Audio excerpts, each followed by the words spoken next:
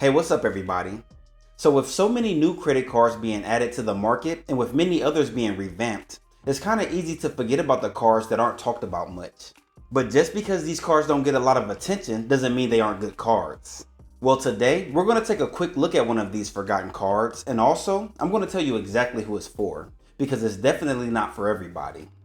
But before we get started, make sure you smash that like button for me and subscribe to the channel if you're into this kind of stuff. So, the forgotten card we'll be talking about today is the Capital One Venture.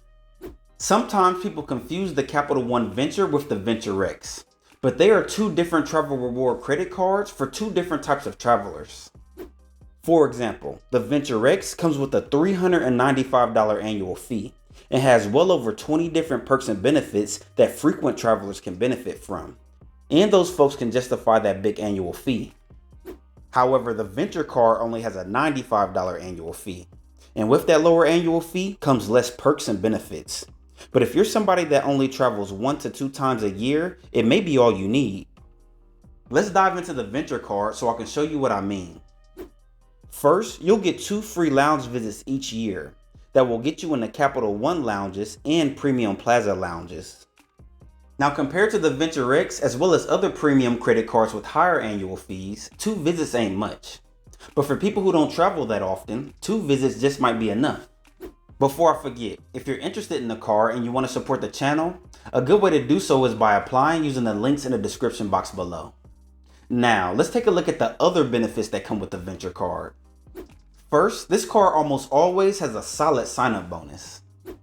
At the time of recording this video, you're going to earn 75,000 miles after you spend $4,000 on the card in the first 3 months of account opening. For me personally, and how I've used them in the past, I'm going to value Capital One miles at about 2 cents per mile. So for me, this 75,000 miles will be valued at $1,500. We'll get into the different ways you can redeem your points for maximum value later in the video. But first, let's look at the different mile earning categories that come with this card. You're going to earn 5x on hotels and car rentals booked through Capital One Travel, and 2x on all other purchases, which is what made this card so popular when it first arrived on the scene. This is great for people who don't want multiple credit cards and are happy earning a respectable 2x back on everything. Now, 2x might not sound like a lot, but it can definitely add up fast. For example, let's say you use the card to pay for all your living expenses that can be paid for using a credit card, and those expenses come out to $25,000 a year. That's a minimum of 50,000 miles earned on this card per year using that example. That's pretty good. A $500 flight, or maybe much more if you know what you're doing. In fact, let's take a look at the different ways you can redeem your miles. First, you can redeem them for cash back, but at a terrible rate of 0.5 cents per point, which I don't recommend at all. You can buy gift cards through Capital One or shop online with your miles through Amazon or PayPal, but only at a rate of 0.8 cents per mile. You can also book travel with them on the Capital One travel portal, or you can redeem them towards travel as a statement credit at a rate of 1 cent per mile. This is pretty standard across most mid-tier credit cards. Now, the final way you can use your miles is by transferring them out to travel partners, and Capital One has some good ones.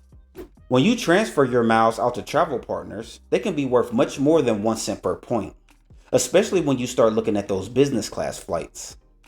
I think my best redemption was through Avianca Life Miles on a flight to Santiago, Chile. If I'm not mistaken, I think I got about 7 cents per mile on that redemption. So yeah, for me, transferring your points out to partners is definitely the way to go if possible. Now, let's take a look at some of the other benefits that come with this card. You're going to get a $100 global entry TSA PreCheck application fee credit. TSA PreCheck is getting kind of crowded these days, but that global entry is super beneficial for me still. It allows you to skip the customs line when returning from international trips, and those lines can be extremely long sometimes. The Venture card has no foreign transaction fees, so it makes it a good card to use when traveling internationally. It looks like Capital One is trying to make this a well-rounded mid-tier travel rewards credit card, but it doesn't stop there. You're also going to get secondary car rental insurance, travel accident insurance, Hertz rental car 5-star status, And lastly, extended warranty on eligible items purchased with your card.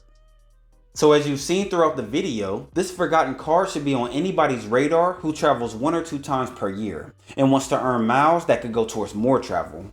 It isn't the best card for frequent travelers, as it lacks some of the bigger credits and perks that come with those higher annual fee cards. People who travel more often would more than likely benefit more from the Venture X.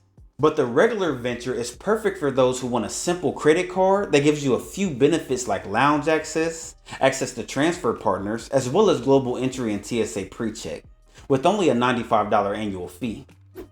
The Venture's competitors are the City Premier, which I also have, and also the Chase Sapphire Preferred, which I don't have because I benefit more from the Sapphire Reserve. But between the City Premier and Capital One Venture, I find myself using the Venture more because of that 2x back on everything, versus the specific point earning categories on the City Premier. I also prefer Capital One's travel portal, as they seem to have more and sometimes better flight options. But what about you? What are your thoughts on the Venture card and what is its main attraction? I look forward to hearing from you. Don't forget, if you're interested in the card, you can apply using the link down below. I'll see you in the next video. Have a good one.